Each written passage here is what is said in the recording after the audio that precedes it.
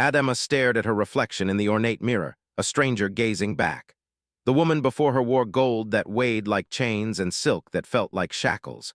Her eyes, once bright with dreams of teaching in the university, now held a dullness that frightened her.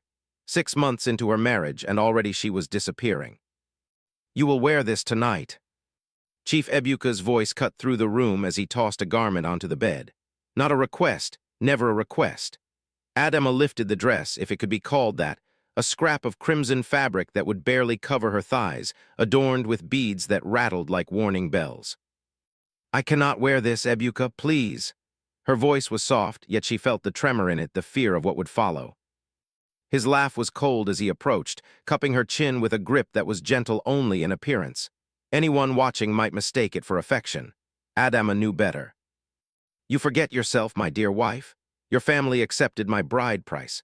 Your father blessed this union. And now you are the wife of Chief Ebuka Nwasu. When my business partners arrive tonight, you will show them that I possess not only wealth but beauty." Possess, the word slithered down her spine. That's what she had become. A possession, displayed like the imported cars in his compound and the Italian marble beneath her feet. "My friends want entertainment." His thumb traced her lower lip. "You will dance for them." Fear bloomed in her chest, but she forced her face to remain still. She had learned this skill well, to die inside while appearing untouched. It was how she survived each night in his bed, each day under his rule. "As you wish," she whispered, the words bitter on her tongue. When he left, Adamma sank to the floor, the dress clutched in her fists.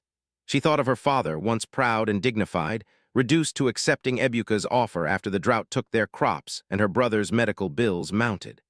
She thought of her mother's tears as the bride price was negotiated, of the whispered apology as they draped her in white lace for a wedding that felt like a funeral. She closed her eyes and remembered her grandmother's voice from childhood. "When they try to bury you, remember you are a seed." But what could grow in this mansion built on corruption and cruelty? What light could reach her here? As the sun set, house staff bustled about, preparing for the gathering of politicians and businessmen who fed from Ebuka's table of bribes and backroom deals. Adamma stood at the window, watching their luxury cars arrive, each one purchased with the blood and sweat of common people. Later, when the men were drunk on imported whiskey and local power, Ebuka beckoned her forward. The music changed, a pulsing, sensual beat. She felt their eyes crawl over her exposed skin as she stepped into the center of the room. "Dance for us, Mrs. Nwasu. Show us why the chief keeps you dripping in gold."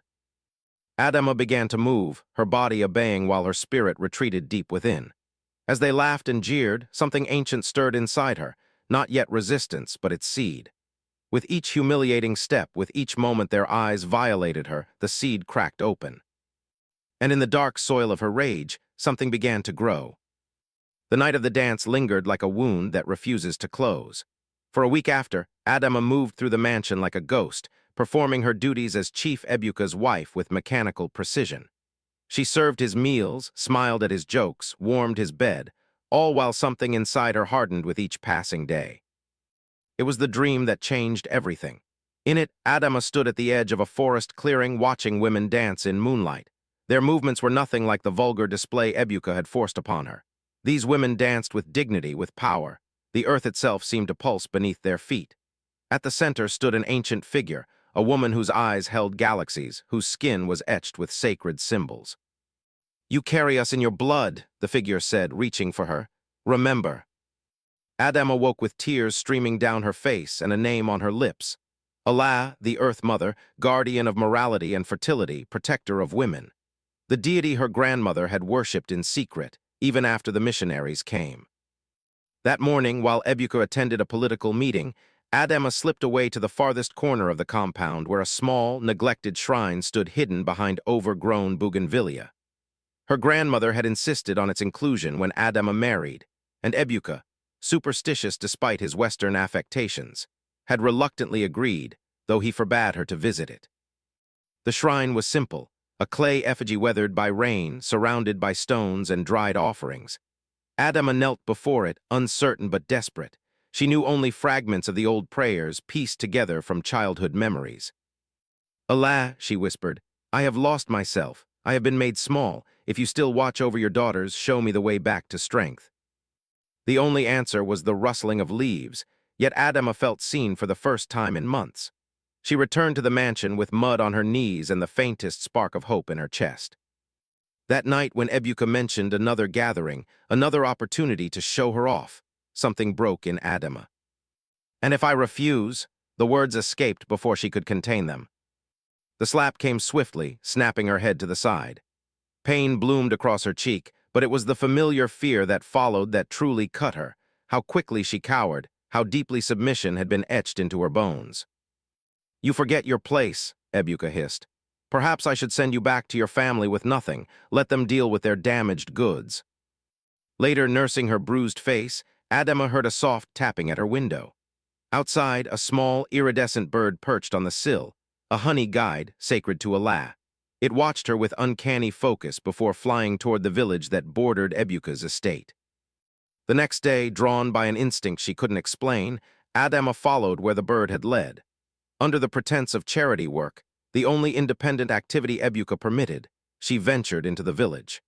The honey guide appeared again, leading her down winding paths until she reached a small hut at the village edge. There she met Egwu Nwanyi, mother of women, an elderly, blind woman whose clouded eyes somehow saw directly into Adamma's soul. "So," the old woman said before Adamma could speak, "Allah has sent you to me. The dance of shame must become the dance of power." She patted the earth beside her. "Sit, daughter. It is time you learned what your grandmothers knew before men like your husband made us forget." And so began Adamma's secret education in Egwu Nwanyi, the sacred women's dance that once brought tyrants to their knees. Again, Egwu Nwanyi commanded, her blind eyes fixed on some middle distance as Adamma's bare feet stumbled on the packed earth floor. "Your body remembers what your mind has forgotten. Let it speak."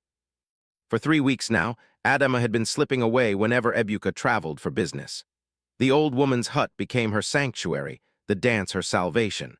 What had begun as awkward, self-conscious movements was slowly transforming into something else, something that made the air around her vibrate with possibility.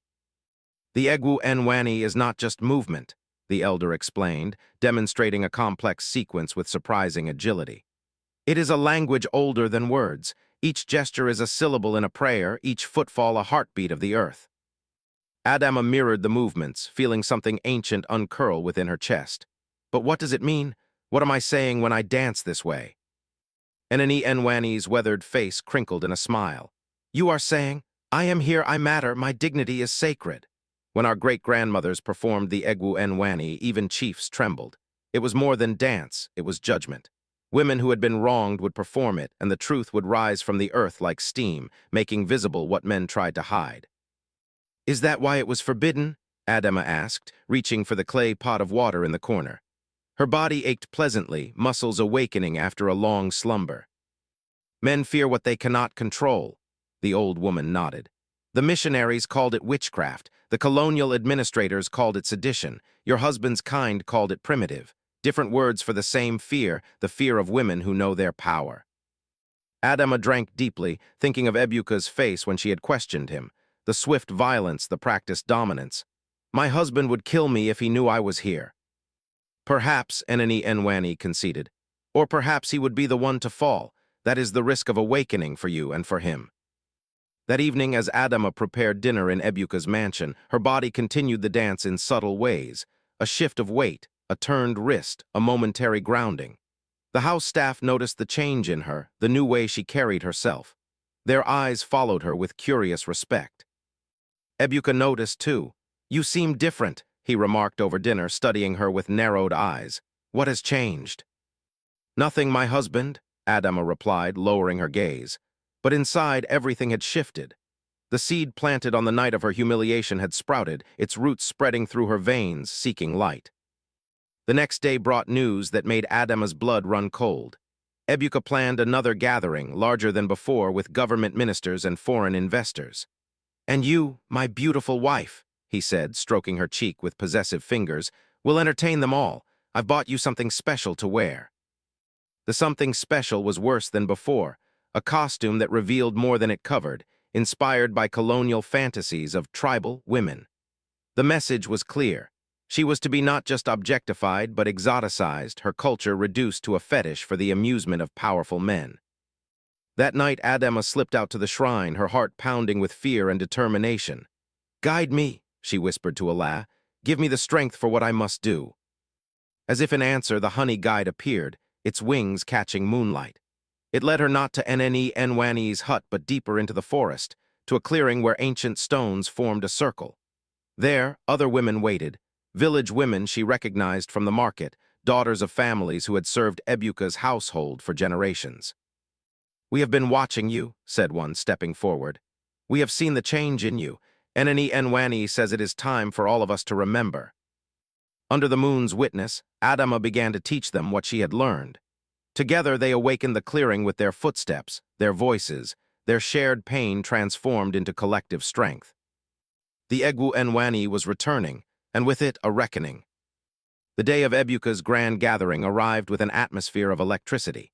Imported champagne flowed like water as caterers transformed the mansion's great hall into a showcase of conspicuous wealth. Ice sculptures melted slowly beside tables laden with food most villagers would never taste. Security guards patrolled the perimeter, keeping the two worlds, extravagance and poverty, carefully separated. Adamma moved through these preparations like a woman in two places at once. Her hands performed the expected duties, approving floral arrangements, directing staff, embodying the perfect chief's wife. But her mind was elsewhere, rehearsing the steps of the Egwu Nwanyi, feeling the weight of the sacred clay beads hidden beneath her mattress. "You will wear this tonight," Ebuka instructed, presenting the degrading costume with a smile that didn't reach his eyes.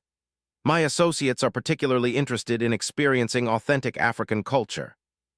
The irony burned in Adamma's throat. There was nothing authentic in this display, a mockery designed by men who exploited her country while fetishizing its surface elements. "As you wish, my husband," she replied, the familiar words now carrying a hidden edge. As afternoon faded into evening, guests began arriving, politicians with blood money fortunes, foreign businessmen seeking extraction contracts, local officials whose loyalty had been purchased with envelopes of cash. Their wives accompanied them, draped in designer clothes, their eyes carefully avoiding Adamma's, as if her humiliation might be contagious. From her dressing room, Adamma heard their laughter, the clinking of crystal, the murmured deals. She thought of Nwanyi's words, "The Egwu Nwanyi reveals what men try to hide." Tonight there was much to reveal. A soft knock interrupted her thoughts. One of the younger housemaids entered, her eyes downcast but her presence purposeful. "The others are ready," she whispered, pressing a small cloth bundle into Adamma's hands. "The women from the village, the ones you've been teaching, they wait in the kitchen quarters." Adamma unwrapped the bundle to find red clay, white chalk, and black charcoal, the sacred pigments of Allah. "Thank you, sister," she said, emotion thickening her voice. The maid finally looked up, her eyes shining with unshed tears. "My mother was forced to dance for the previous chief. She never stood tall again afterward. What you do tonight, you do for all of us." After the maid left, Adamma applied the ritual markings under her eyes and across her collarbones, symbols that would be invisible beneath the gaudy costume until the moment of revelation. Then she dressed in Ebuka's chosen outfit, layering the traditional beads underneath where they pressed against her skin like a promise. When she descended the grand staircase, conversation stuttered to a halt. Men's eyes crawled over her exposed skin while their wives stared at champagne flutes. Ebuka beamed with pride, not for her but for himself, for this ultimate display of ownership. "Gentlemen," he announced, gesturing grandly, "my wife will now perform a traditional dance of our people." The music began, some Western producer's idea of African rhythms, all wrong and hollow, but it didn't matter. The true rhythm was in Adamma's blood now, pulsing from generations before her. She started slowly, mimicking the expected performance, letting them leer and comment.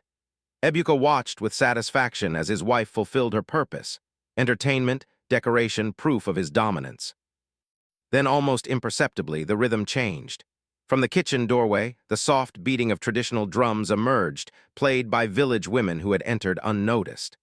The Western music faltered, then fell silent before this older, deeper sound. And Adamma began to dance, not the dance of shame, but the Egwu Nwanyi. With precise movements, she tore away the costume to reveal traditional wrappings beneath, adorned with the sacred beads and symbols of Allah. The red clay, white chalk, and black charcoal on her skin began to gleam with an inner light. Ebuka rose, his face contorting with rage, but found himself unable to move forward as the dance took hold of the room. The storm had broken, there would be no turning back. The great hall fell into stunned silence as Adamma's feet struck the marble floor in ancient rhythms. The only sounds were the steady drums and her voice, rising in a chant not heard in this region for generations. It was the voice of her grandmothers, of Allah herself, raw and powerful, cutting through layers of oppression and silence. The village women emerged from the shadows of the mansion, kitchen staff, cleaners, gardeners forming a circle around Adamma. One by one, they joined the dance, their bodies remembering what their minds had been forced to forget. They had practiced in secret for this moment, risking everything. Ebuka's face darkened with fury. "Stop this immediately," he commanded, but his voice sounded small against the drumming. When he moved to grab Adamma, an invisible force seemed to hold him back, the power of the Egwu Nwanyi creating a sacred space that could not be violated. The foreign businessmen shifted uncomfortably, witnessing something authentic for the first time since arriving in Africa. Not the packaged, commodified version they sought to exploit, but the true spiritual power that had sustained these communities through colonization, through corruption, through men like themselves. As the dance intensified, something extraordinary began to happen. The air grew thick with truth. When Adamma's gaze fell upon the Minister of Mining, his mouth involuntarily opened, confessing how he had diverted clean water from 3 villages to Ebuka's private reservoir. When she turned to a foreign oil executive, sweat poured down his face as he blurted out details of environmental reports buried to hide contamination.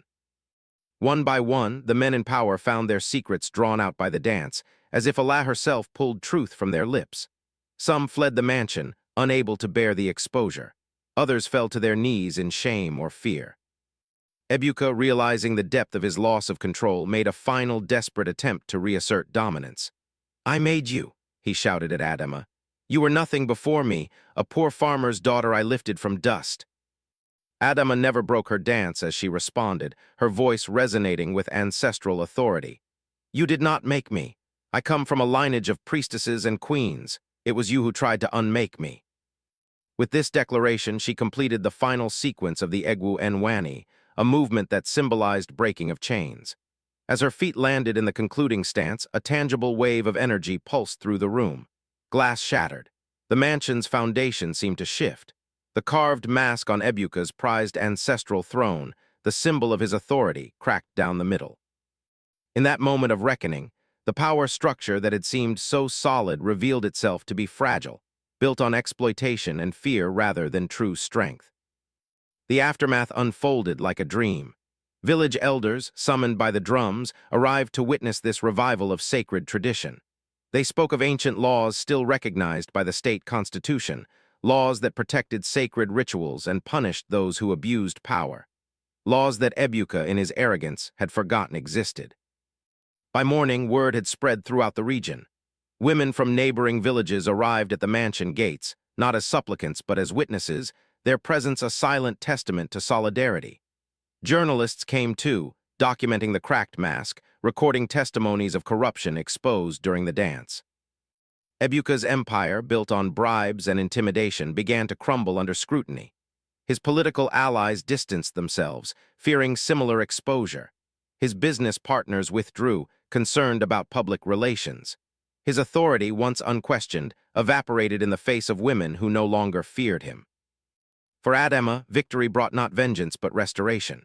She used her legal rights as Ebuka's wife to ensure that wealth flowed back to the communities it had been stolen from, wells dug, schools funded, traditional knowledge preserved. The mansion itself was transformed into a cultural center where Nneni Nwanyi taught young women the sacred dances, the forgotten stories, the power that had always been their birthright. And on full moon nights, if you visit that coastal town, you might glimpse women dancing in the courtyard once ruled by fear. Their feet strike the earth with dignity, their voices rise in strength, their bodies tell the story of how one woman's humiliation became a revolution, how shame transformed into power, how the spirit of Allah returned to a land in desperate need of balance. For in the end, it wasn't just Adamma who was liberated. It was the earth herself, breaking the silence of generations, dancing once more through her daughters.